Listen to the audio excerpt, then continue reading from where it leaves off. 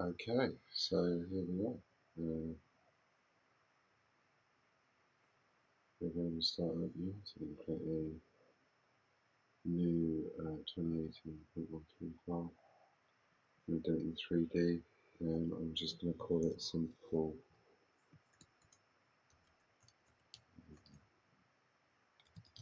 The reason I'm calling it simple movement is just so we can expose some of the code to see how movement occurs. You guys have already done this a few times, but hopefully it's stuck in, and if it hasn't, then this is for those people. Okay.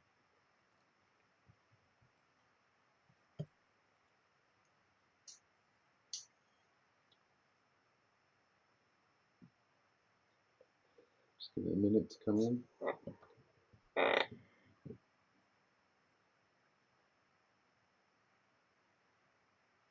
There we go.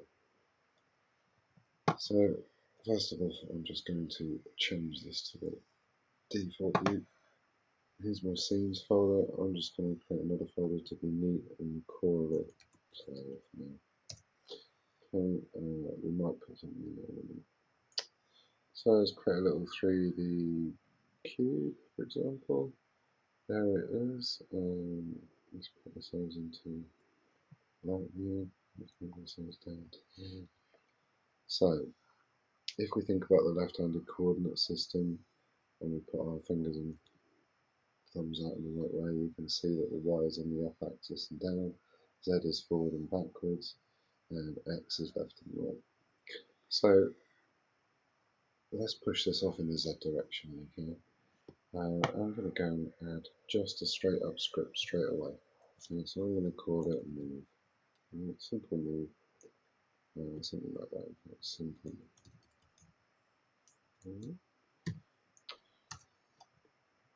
Move you to that next screen, create an ad, that script will turn up in a second. There you go.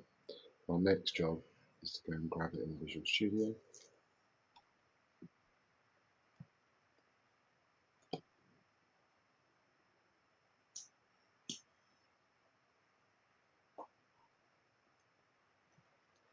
Now we've got this script open up in Visual Studio, we can come along and do a couple of things. First off is I want to transform, because I want to cache the transform of this object. So if I do this first, I'm effectively making myself an object called T of the class transform. And so all the properties that transform has, I'll be able to access through T when I pass simple moves, this actual object that the script is attached to, this transform here. I'll be able to pass that into the script and work on that. So we've seen that before, I live demoed that, but this is just so you can see it again. Okay. So in start, because we've got nothing else to worry about too much, start's actually not too efficient, but in start, let's do that. Let's say T is equal to this dot transform. And this is a very special keyword in coding, particularly in object-oriented programming. It's on about the context of the current instance. Okay, so T at this point in the code, simple move owns transform. Okay, or has access to it. We can reference this object using the this keyword and then the scope operator, the dot operator. Okay, so now we've cached this transform, we can use that as the thing that we want to move about. So we're not going to say transform.translate anymore, we're going to say t.translate. And t.translate is just another method that we can use straight out of the box in Unity, as long as we provide it a vector. And here's an option here, I don't know if you can see it on the screen, but we end up by opening those parentheses with a bunch of options here. Okay. Now we can throw in float and it will infer a vector. We can tell it where it's going to go away from, space, etc. None of these will mean too much at the moment, but the one that we want to deal with right this second is just this, okay? The vector 3 that we want it to move forward into, okay? And move towards. I'm just going to class that off there, or kill it off with a semicolon like we do with all decent programming languages. Right, so I know that Z represents the forward and backward axis in my world in Unity, and hopefully so do you guys using that left-handed coordinate system. So I'm just going to do this very straight out of the back. I'm going to go vector 3 dot forward. And if I look at vector 3 dot forward, you can see in this tiny little box that turns up, it says shorthand for writing vector 3 0 0 1. If I was to do this straight out the box myself without worrying about that, I would do it this way. New vector 3. I would open up those new parentheses. I'd put 0, 0, and 1. And that is exactly the same as what I've just put. Okay. Unity provides these out of the box because they are super important, super common, and you'll see them everywhere. They're just worth using because they're there, but that's what it means.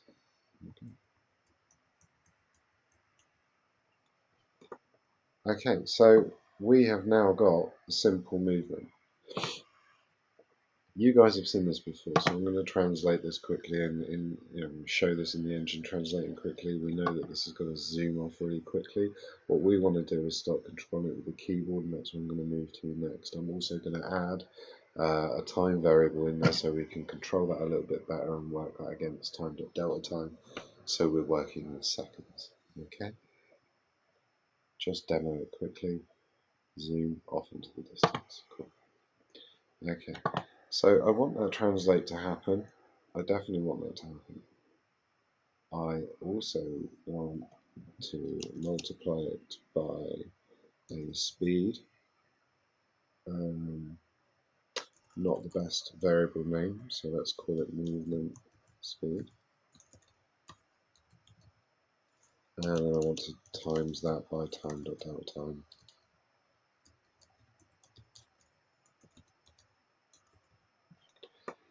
So I'm going to parentheses these out because I want the forward to times itself by the sum of these two values. So using BIDMAS, the classic mathematical rule, brackets, indices, division, multiplication, addition, subtraction, we're going to make sure that it works this out first before it multiplies it by the forward speed. Okay. You can see I've got this red line here, common one, hopefully we all know that by now. I haven't actually created the variable that we want. Okay. Let's do it this way first. Right? Equals 2. Okay. And so I'm saying I want it to be 2 times whatever it's multiplying. And that's time.delta time, so that's seconds. Okay.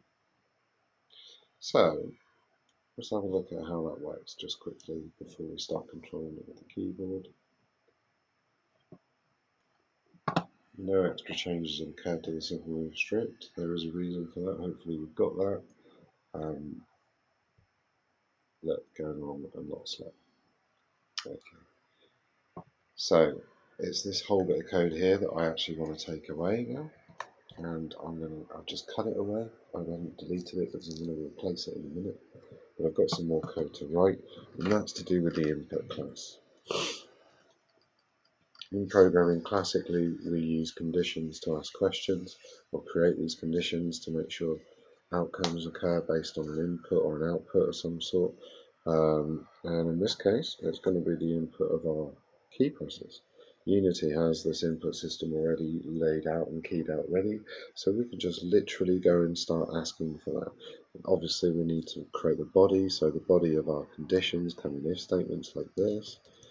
And we normally drop our parentheses like that. I tend to fill mine out like that first, or stub them out, and then I come back and start asking the question. I know input is a class in Unity that allows me to reference a number of ways of keys and button, or accessing a number of keys and buttons.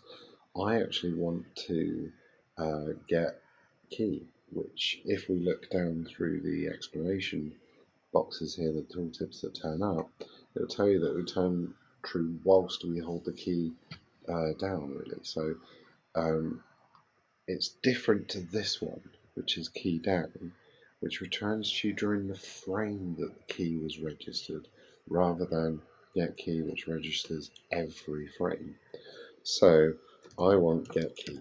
because I want to be able to lift my key or drop my key when I want, and my movement to be continuous, not to be stepped based on me pushing this key in and out, lifting, dropping, I need to provide inside some parentheses of the getKey method some sort of identifier, and a Unity again provides the class for keycode from keycode here, and keycode simply just you could say it's an enumerator, if you like. It's not an enumerator, but an enumeration, and that enumeration identifies all the keys on the keyboard. So if we push the scope operator, we can see all of the keys start turning up.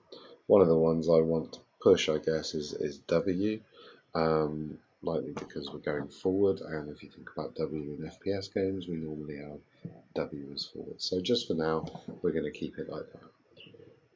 Later on, I'm going to show you how to address multiple keys in the same conditional statement to save ourselves a bit of time asking the same question over and over again. However, right now we just want to see what's going on.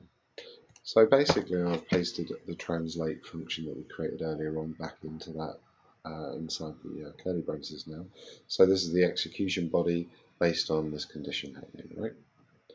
Okay, cool. I think I'm going to just push save and move myself over to here, and now I'm going to push the play button. You can see that nothing's happening. Hopefully over here we can see that there is 0 occurring on Z, Y or X, and that means that nothing is happening to this cube right now unless I push the key W.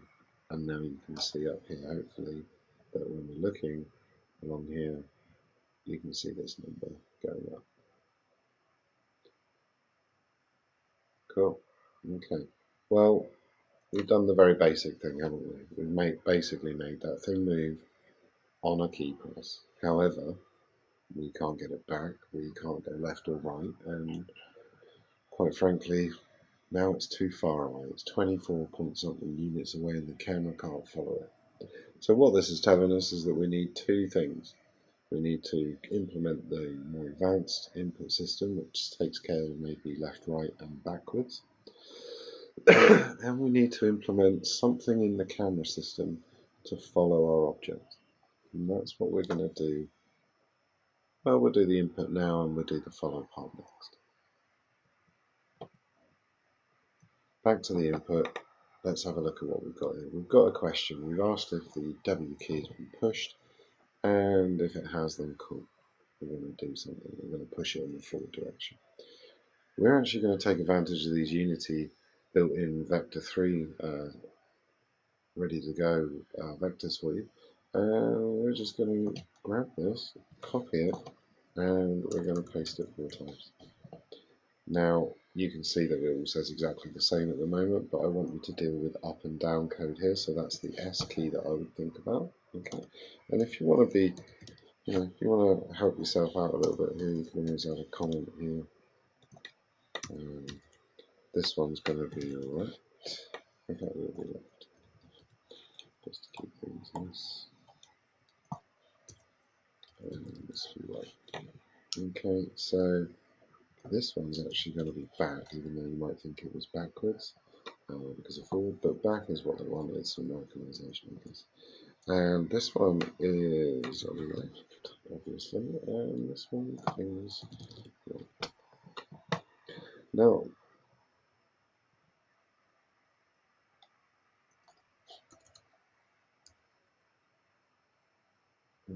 so it's D, sorry. Right, there you go. So we've got D for going, in fact we want A for going left, and we want D for going right. So welcome to tutorials and how it always cocks up. So there you go. Right. So actually, this is not a terribly efficient way to do this, but it is sufficient. Whoa, how do you spell that? There you go. It is sufficient.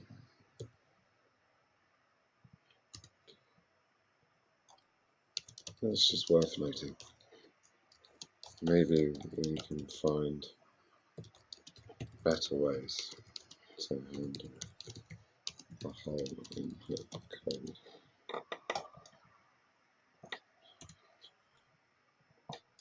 Anyway, I am digressing.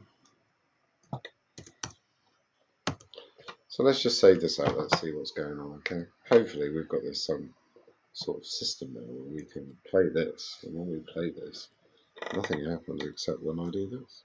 And now we've got, okay, this is the bit that I wanted to example, but I didn't example at the code point for you. The reason I wanted that get key mode instead of the get key down or get key up or whatever was that if I wanted to do something like this, a diagonal shift, and I wanted to keep my finger on forward and I wanted to go left and right, but like an FPS, like when you strafe and go forward at the same time. Imagine those D and those A keys as your strafe keys and so on. Well, we're in that situation where if I had get key down, or get key up or whatever, or I used the get key method and changed this into an else and else if again and else if, I would be in a totally different situation to the one I've just put myself in prior. So here I go. Now I'm going to push the play key and I'm going to bring myself back, but I'm holding the D key and nothing's changed. Now I've let go of the S key and the D key is implemented. Now I've held the D key down with the A key down, and now I've let go of the A key and the D key. So try this actually. Take that if and add those else's in there, and you'll see how program logic might start to work. Because what we're saying here in the code is, I only want one of these outcomes to occur. So every time the update loop is occurring, it's only checking to see if one of these is occurring. It doesn't matter when you pushed it. But if one was already pushed beforehand, it can't register the other one until you lift it, because the other one was in the first part of the queue to be registered, or was first in the registration queue, if you like, on input. So else if can be a great idea, and it has its uses in a lot of places elsewhere. But for input, and you want that kind of smooth, multiple axes input, this is the way to do it. Okay, so that concludes this area, I think, for a minute. I'm just going to save this off. I'm going to save my project, save the scene, and save the project. I actually think the scene saved as sample scene, so I think I'm going to save it as a more intuitive scene name. Simple movement 1.